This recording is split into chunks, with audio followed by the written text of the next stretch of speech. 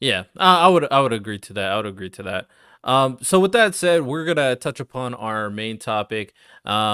Liberty here said some people are just bad. Bad people choose crime. Ain't no mystery. Good people don't do crime.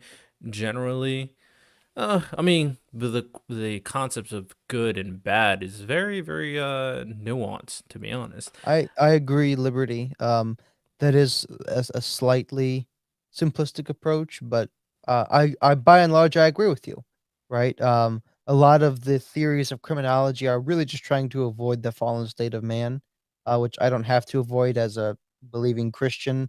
I realize that you know the heart is desperately wicked, above all things, and desires things that are very bad for it, and a lot of people give into that temptation. It's not, anyways. Yeah, I could Uh, I could go on for hours about this topic. these type of conversations are very unique. But with that said, for the last half an hour or so, we're gonna be talking about the main topic at hand, which is the power of the minority. Now, what I mean by this is I had a kind of epiphany. Um, every time there's certain conversations where we kind of recognize certain things.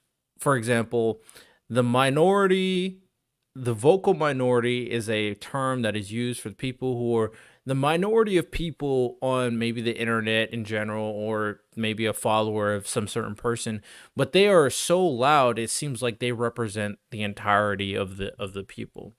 Or we Mhm. use terms that revolving around, stuff regarding trans stuff, where it's like it's happening to a minority population. Like, how much should we care?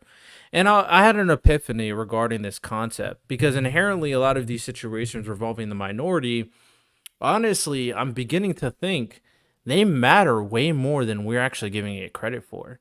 Because in reality, a lot of the people who benefit from like certain being maybe an entertainer or content creator or being a businessman, most of their profit comes from a minority population.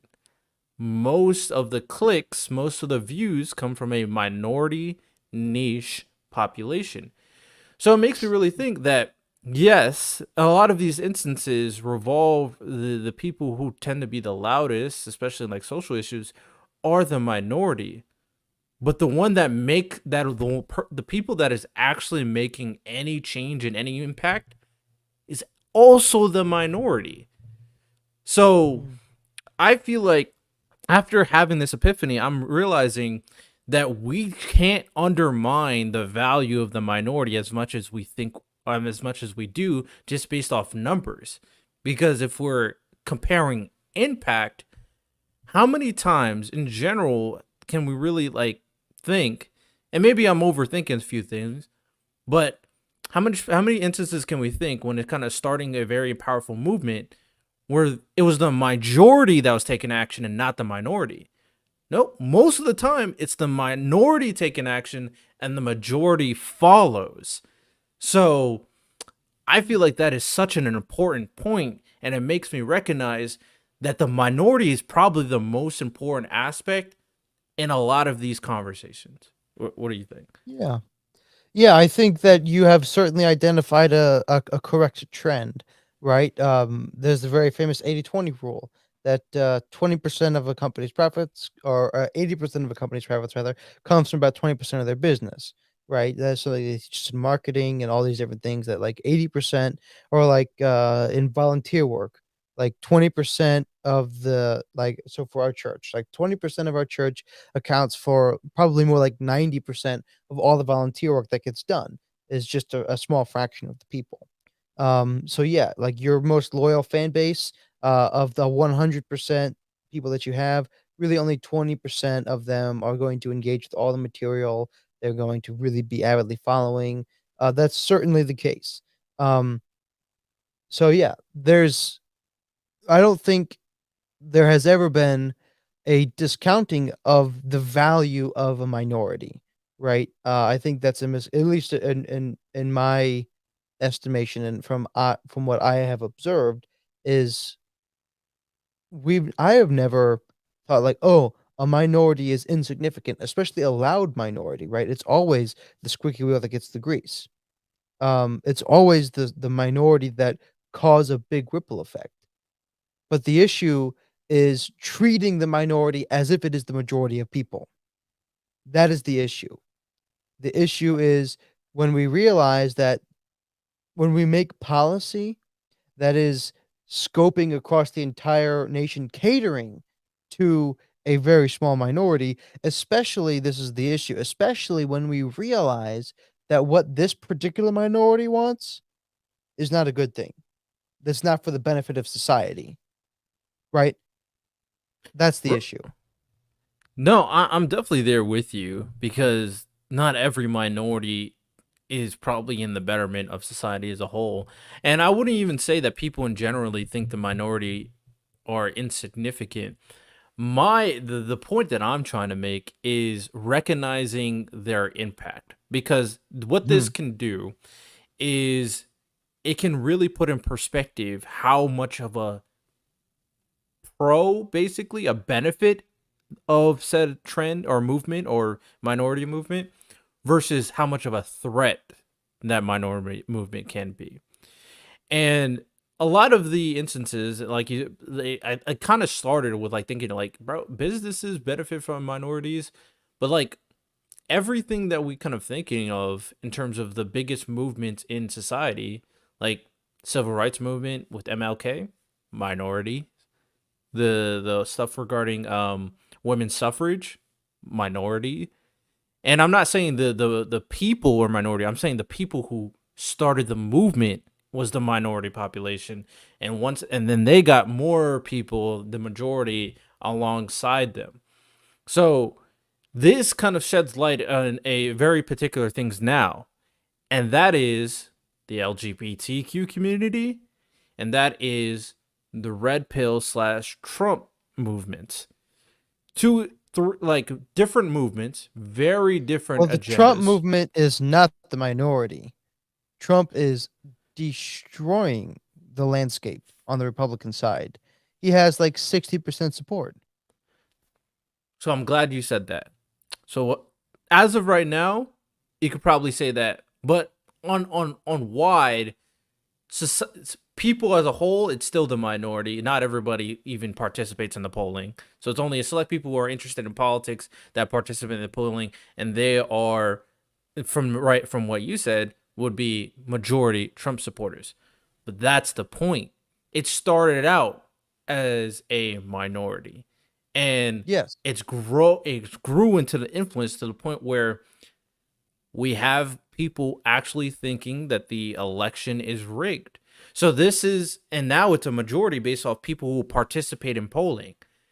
So, and that is the point at the end of the day is what, regardless of what side you're on, when you treat these people as non-issues, some kind of like throwaway individuals that don't really mean anything, that at that point that can be extremely damaging to future movements, for example, because the people from the LGBTQ community that feel like they're not unheard from people from the right, for example, what is going to happen is that their rhetoric, their movement, their impact is actually only going to grow unless it's very cutthroat and clear that society as a whole is against their whole agenda.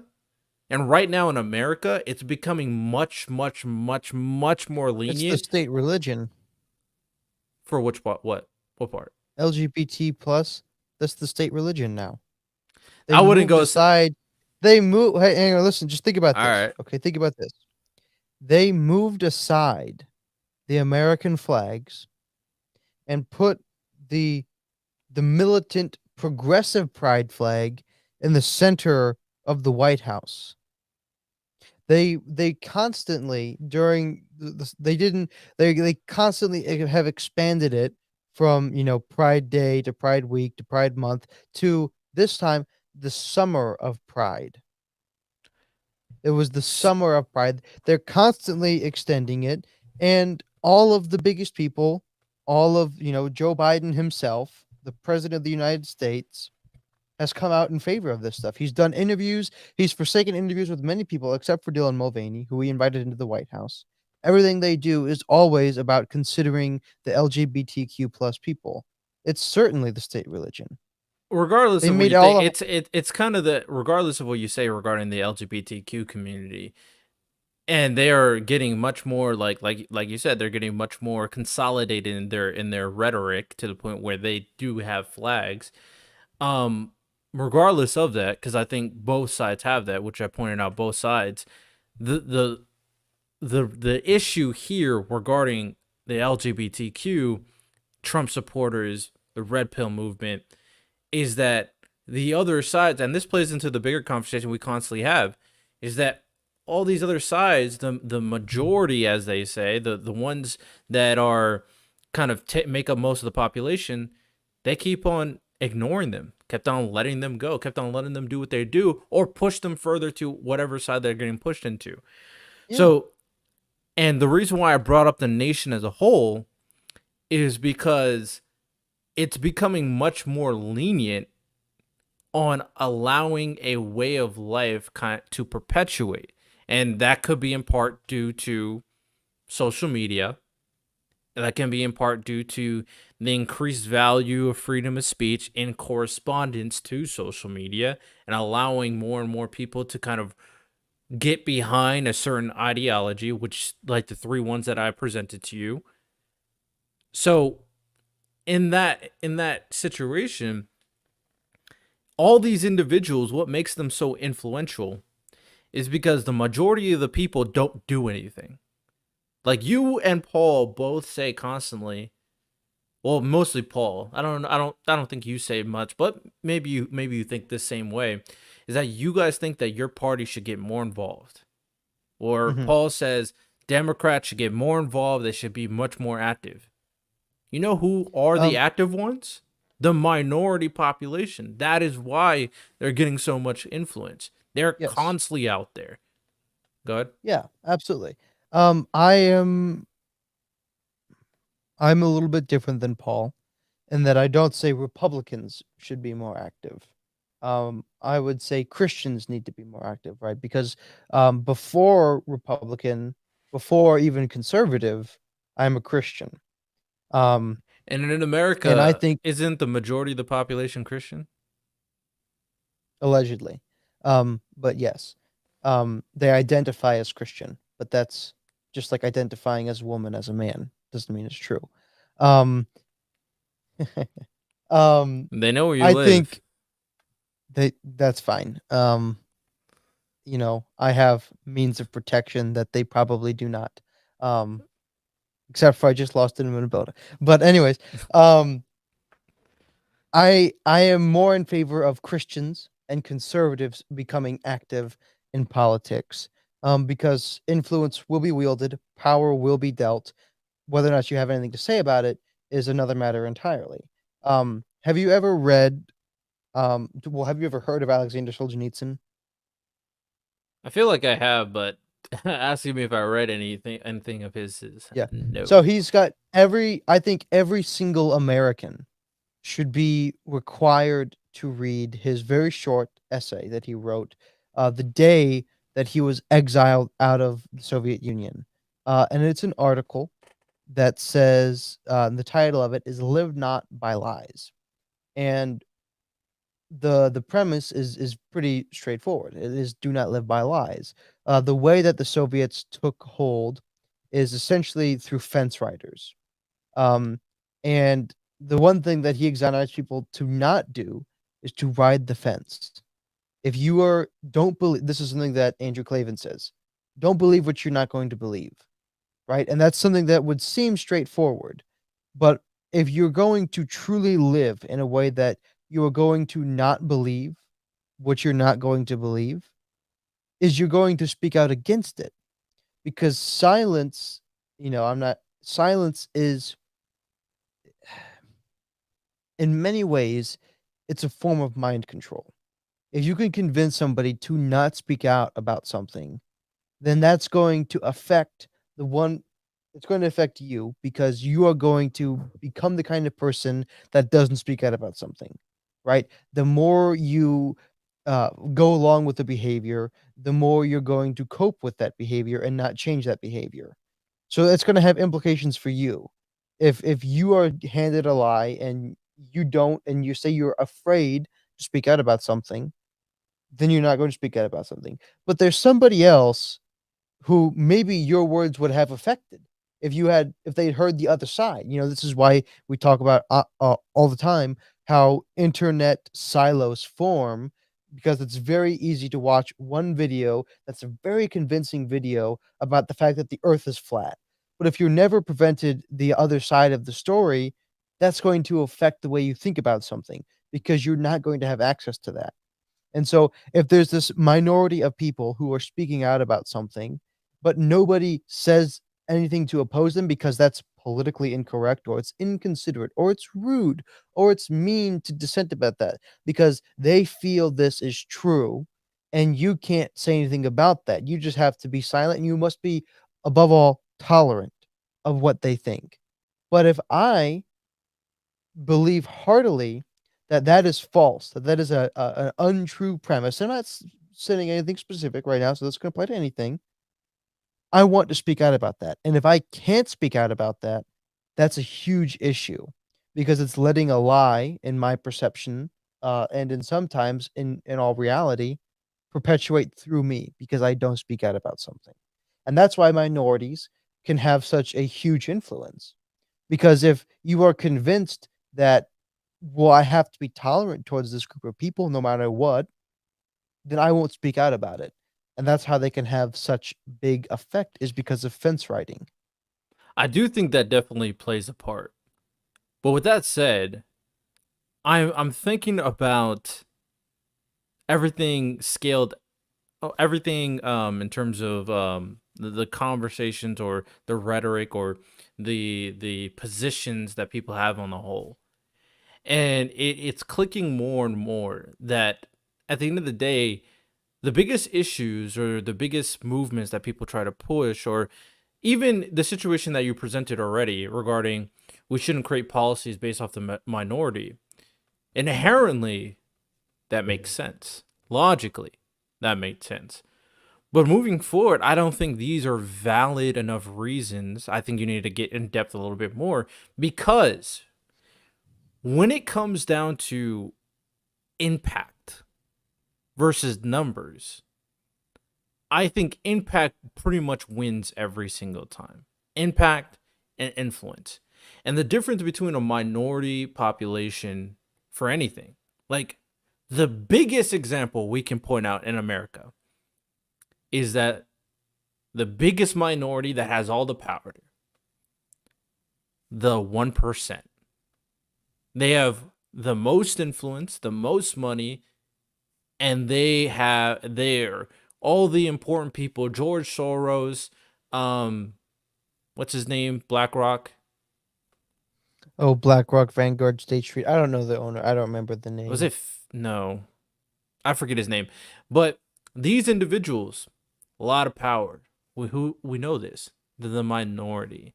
A lot of people's issues with like maybe some lefty saying, "Oh, the institution's racist." Their issue is not the majority of the population. It's the minorities that have the power and control. At the end of the day, big people's issues, and it's coming to me more and more. A lot of these situations are based off minorities having extreme amount of influence and impact because they're the ones that go and take it. They're the ones that get wealthy. They're the ones that become Hmm. activists. Yeah. They're the ones that go out in society. They're the ones that vote. They're the ones that are involved in politics so much that they're going to be the first people that politicians see. It's not going to be the Yeah. person that, like you said, fencing to stay at home. No, the first person they're going to Mhm. see, if you're on the right, is a Donald Trump supporter. Or the first person you're going to see, if you're on the left, is an LGBTQ supporter. So the reason why I'm pointing this out is that the conversation that we shouldn't create policies because it only affects a minority population, although is true, it means nothing because What do the you mean it people, means nothing? it means nothing in the sense of, if you're a politician and your aim is the people that are supporting you, the people who are going to have the most impact in supporting you is going to be that minority population. And I think people Mhm. should be looking at the American people as a whole, but we know the politics game, right? We know what it is. Some people are going to get votes. Some people want donations. What is the majority of the donation and votes are going to come from? It's going to come from a minority population. What's the majority of the canvassing going to come from? It's going to come from a minority population. That's how it works. Yeah. So So they're there's go- they're going to appeal to these people, and then potentially create policies for these people. And the only reason why I'm pointing this out is because the expectation, just because there are a small percentage of people, and that's enough for you to dissuade people of their impact, is just not actually true in reality. I think that's so something there's important for people to know. But yeah, go ahead. there's a couple, I think I would say, flaws in that perception, but I agree, right? So most of the canvassing, most of the donations is going to come from a minority of the population. That much is obvious, right? Here's the issue though. Okay. So let's play out a hypothetical.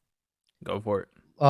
Let's say I'm a conservative, shockingly, and I'm a Republican presidential candidate, and I have found a small clique that has made me very popular.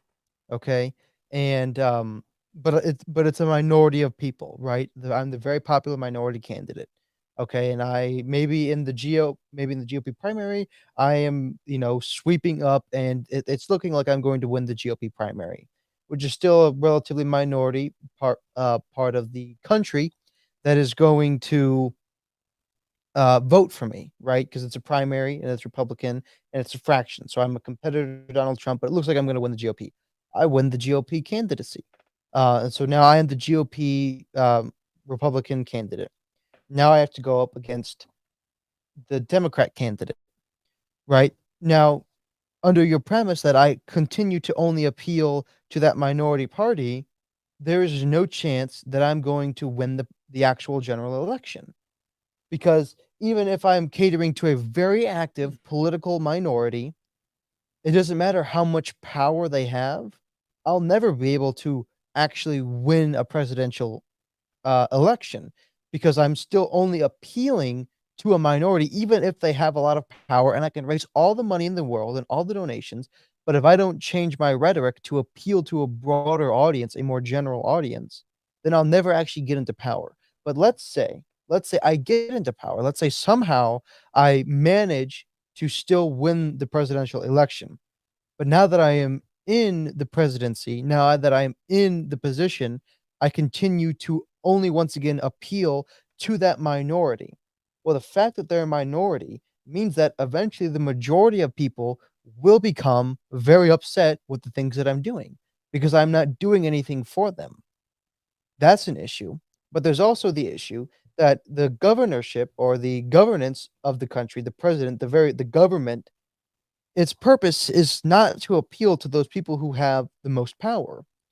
That's why there's a lot of dissatisfaction because what they're doing right now is only appealing to the majority of or to the minority of people that have the most power. But the government's role is to see the flourishing of society as a whole. That's a fundamentally different thing. So I want to say this. First, I'm not saying you should do that. I'm saying that is what's happening. I know, yeah, Yeah, yeah, so that's what I'm saying. So I don't think you should appeal to the minority. I think obviously you should look at society as a whole and what's the betterment of society as a whole. mhm, My thing is, I think based on how society is going currently, a lot of the issues that people have, they think it's society as a whole, but no, in actuality, it's appealing to minority populations because those minority populations have the most impact and have the most influence.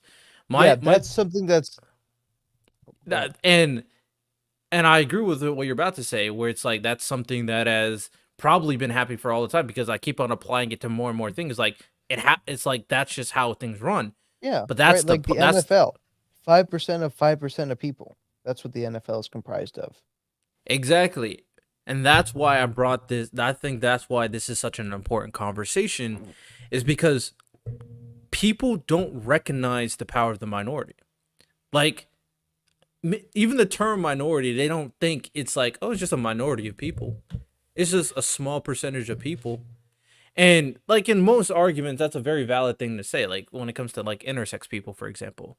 But at the same time, the important thing is to consider is the potentiality that more often than not, if something is going to get done, it's going to be getting done by a minority group that has a strong Yeah, ideal. yeah, of So course. when it came to stuff, and I think this goes to both sides, because people who are like on the right, I'll give like that are talking about, hey man, the stuff regarding LGBTQ and trans, yes, it's the minority people, but this is like an actual big issue because of how influential this group is very fair Yeah, to that's say. why Matt Walsh is the way that he is, because he realizes how powerful that small minority of people are because they have won the ear of many of the big corporations, But right? also at All the of the big, same time, to be fair, it's the same thing from the other side. So it's happening on both sides where they have it started out as a small minority group, small minority ideal, and it's grown in influence. It's yeah. overshadowing what both sides are. What's an example on the right side though? Well, the right side is two things. It's the whole red pill stuff, and then the Trump supporters. So that's So I the would those are there's the I two understand. things that I point out Yeah. for that side. Okay, so I can kind of concede the red pill community, but I would protest against the the the concept that he was a minority, you know, 10 years ago. He was a minority when he started, but now he does in fact represent And that's my the point, conservative because side. that minority But grew that's to the how it power it always is. Yeah. But that's how it always is, but it's no longer pointing out a minority that's overshadowing the conservative side. Right? That's because that's not true anymore. It used to be, but you could go and say the same thing with any of the Democrats, right? At one point, Joe Biden was the minority candidate, but nobody says, "Oh, Joe Biden." I mean, some people say that Joe Biden doesn't represent a Democrat, but one of the most reasonable Democrats I know would be Paul, and Paul is he said ride or die Joseph R. Biden, right? He concedes that no, Joseph Biden does in fact represent Democrats, and Trump, though people protest it, just pointing out the facts that if we're going to use polls by any stretch of the imagination, we have to say, well, if he's at 60% of the Republican side, then he does in fact represent the average Republican. And he was president, which means he does represent at least more than half of the Republican side. So Right. I would So concede. I'm what I'm referring to, because this, like I said, plays exactly to my point, where the minority got gained all the influence it did to the point where it's as Yeah. powerful as it is now. And I'm really referring to a specific ideology, which in like we already know the red pill and LGBTQ one, but my issue for the Trump one is the anti-establishment rhetoric that continues to grow from Trump supporters. So that is what I'm referring to. Not necessarily that Mhm. people support Trump, but So you're identifying the rise of idea. populism. Basically, yeah. Basically, but I mean, populism as of right now kind of goes. I'm referring to a very specific kind, because there's populists on the left too. So I'm referring to the Yeah, ones that Robert are Kennedy. associated. Facts. And I'm referring to the ones that are associated with Trump and his rhetoric versus the current establishment. I mean, the comment I read earlier is a perfect example where he's saying like all bureaucrats should disappear, or all bureaucracy should disappear, and so that is what I'm referring to in terms of that minority ideology now growing to the point where it is. Now, I don't even necessarily know if every single Trump supporter buys into that too. Like, I don't think all of them have this anti-establishment populist rhetoric. but So it could what's your be. I issue don't with really know. populism? Oh, I think the whole entire idea of thinking that the entire system is corrupt against the people doesn't serve any purpose and pushes no solution. Because I mean, where it can lead to, especially not led into a proper direction. Because I can't think of a situation where it is unless a revolution is about to happen. But America should never have a revolution. That's ridiculous. Um, But there's a instead, revolution every 4 years. I don't agree. I don't agree. Yeah, there is. So I'm talking about a Every four revolution to the years. I don't. I'm not. I'm never gonna agree to what you're about to say. I'm saying the What am I about to revolution. say? You're talking about every 4 years we change the president voting. Well, we didn't change more than that. We changed 1/3 of the entire governance inside Yeah, of the entire America. executive branch. I mean, I know what you're No, no, no, no, saying. no, not just the entire executive branch. They have it set up so that every third year or every 1/3 year, Yep. um, they change 1/3 of the entire governance, which includes all senators, House of Representatives, all Congress, Yep. Them judiciary, too. Yep. all of it. Yep. Yeah, I'm not that's a agreeing. Oh revolution. no. I'm not agreeing. But no, But but so also, I mean, I know I'm being I a know. little I bit know. caricature in this. No, I get it. I get it. The point is, because I don't even want to be stuck on this Trump point. The point is that the influence of the minority population, there's two things I feel like should be addressed, and we probably should do this because I try to keep this under an hour and a half, but if we go a little over, I'll talk to the people. But the point is that I feel like there's two ways we should approach this. One is that there should be a more concerted effort to like connecting with other minority groups, because I do think there's a certain level of thinking that, hey, it's a minority group, they mean nothing to me, they're not going to have any influence, but in reality they probably have some of the strongest influence in reality, because the word minority inherently is powerful because they think it's Mhm. lesser, but in Yeah. reality, because I don't think people realize how much impact the minority populations have. So I would I would tend to agree. I do think there's one possible fault. I totally agree that many people, they use the word, "Oh, this is a minority of the population," right? And I think the Bolsheviks are a great example. So, do you know what the word Bolshevik means? Nope, no idea. So, it actually means majority.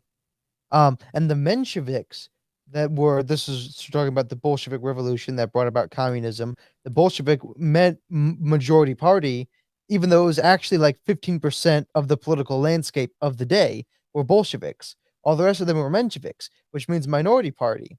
And they didn't really choose the term Mensheviks, but history kind of assigned that because they chose the Bolshevik party and the Bolshevik Revolution to make it seem as if they had more. But here's the problem. Not every party is a Bolshevik party. Not every minority actually is going to have a disproportionate level of influence. That's just the name of the game, Oh yeah, right? for sure. Only those Agreed. and so that's I think why many people still say, "Oh, they're still a minority." And one of the reasons that the because we keep using them, the LGBT party keeps growing is not because they're necessarily gaining a whole lot of political influence all the time, which they are, but that's not the sole reason.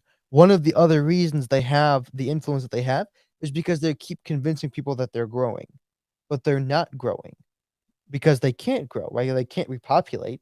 That's just the nature of the game. No, But what agreed. they do is they go from these are the gay rights to LGBT rights to LGBTQ rights to LGBTQIA2S blah blah blah blah blah plus Yep, to like I said, LG. it's So growing. instead of Yep. well, it's not growing.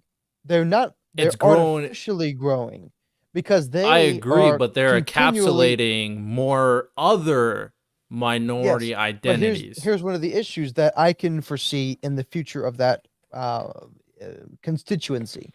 Hmm. The LG and even maybe the B, but the LG and the TQ are they are mutually exclusive categories.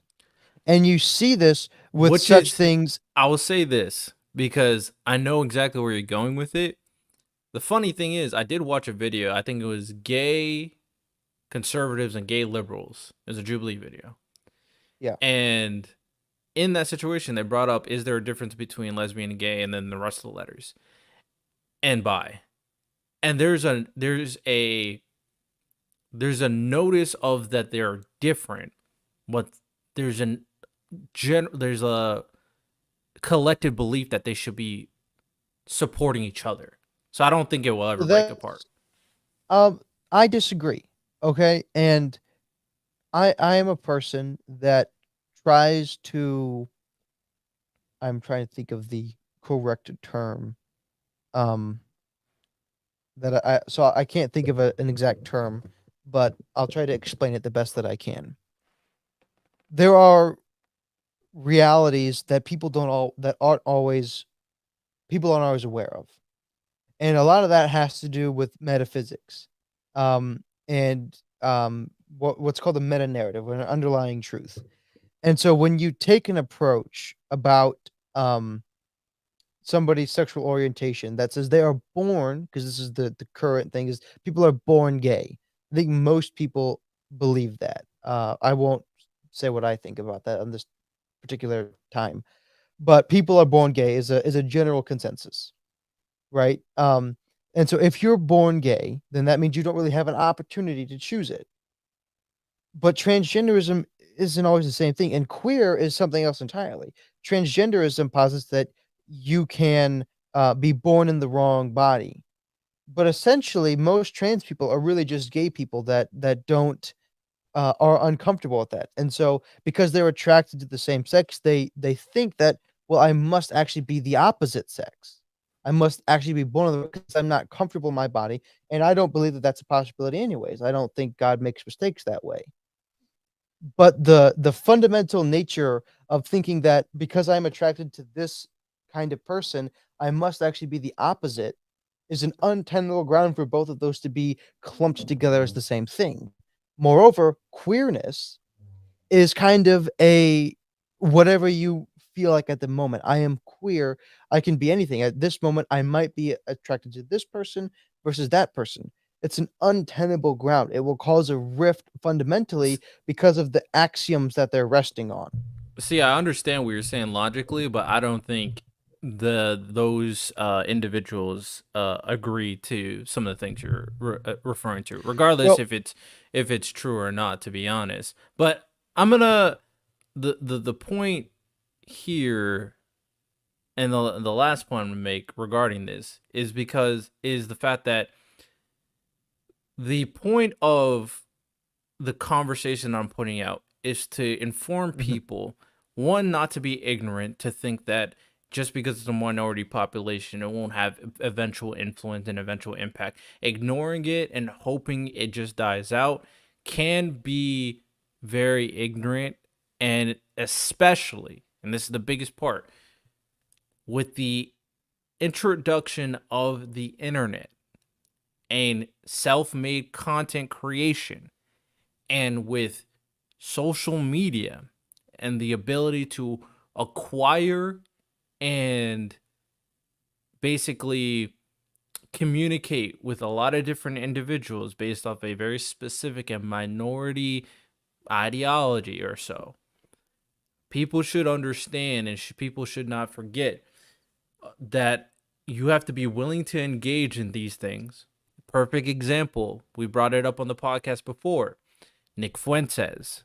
Nick Fuentes, not a great guy. And I'm not even saying he's going to grow enough influence to make any damage, but he did have a lot of notoriety when he was with Kanye West after Kanye West's little crazy stint.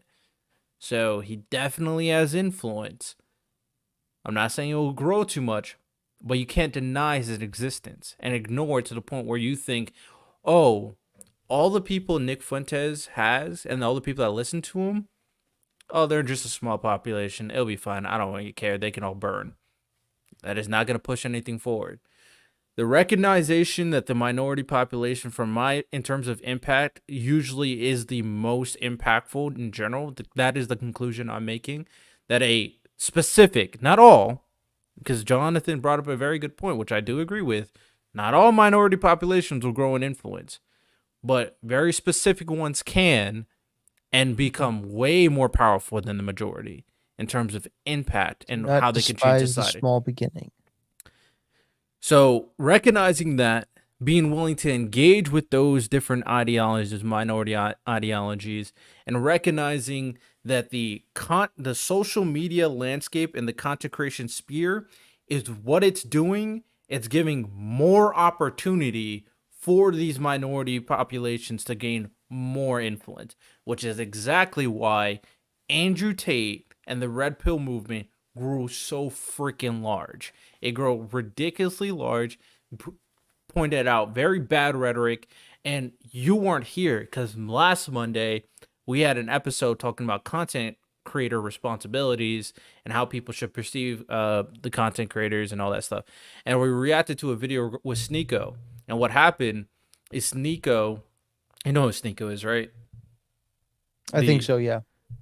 So he was a big red pillar, he's a big drifter, and he went out to the public, saw like 3 fans of his, they're all kids, and all the kids was like wanted to take a picture, and some of the kids were saying all trans people should die.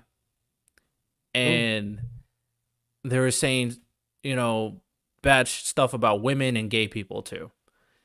So you can directly see the influence that Sneeko had to young individuals who don't know better.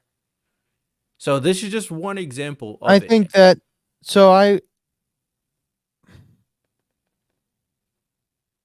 I think that is less the fault of Sneeko and more the fault of the parents. I disagree. I think content creators should have more responsibility. I think it's okay. I guess I can't technically disagree with you because I don't know the percentages that you're pointing out. Parents should have most responsibility, but I think the content creators moving forward should have more responsibility that they have currently now. It's kind of the same thing as like athletes, actors, musicians, politicians. All those people have a PR team. All of they act a very specific way because they know their influence. Content creators don't have any of that. They just act authentic. And that authenticity without any checks, I personally believe, is more damaging than we realize, especially for the next generation who just watches them 24/7 on a tablet because parents, they need blame too, but parents just give them technology and just let them watch it. And these content creators act however they want, whether it doesn't even have to be as extreme as like, you know, porn or something. Just the aspect of, you know, being someone like Sneeko can be extremely damaging. So that's my point, because I don't know your percentages on it. So that's what I'll say. We could talk about it afterwards. I know you got to end the episode for today. So yeah, wrap up. We'll win a couple minutes. Like I said, most of these episodes are about an hour and a half anyway, but this was a very important episode. Very good conversations per usual. We'll eventually have a whole president tier maker episode. You know, I was doing my own research on certain presidents, of course, you know, informing me of what is going on. So we'll have that one of these days. And hope you guys enjoyed per usual. You can go to the website, email me, support the podcast on Patreon, of course. Rate it 5 stars, Apple Podcasts, Spotify. Do all that at www.purplepoliticalbreakdown.com. If you want to watch the full video version, you can go to roku.tv on the Planet X network to watch the full video version. And yeah, hope you guys enjoyed. You all have a good one. Take care. And peace. If you want to watch the full episode of this podcast, make sure you go on Roku TV and watch it on the Planet X network, where you can watch the full video version for the podcast. Again, go to Planet X network on Roku.tv to watch the full version. I hope you do enjoy. Of course, you can still listen to the full audio version on Spotify, Apple Podcasts, and any other podcast platform you listen to podcasts.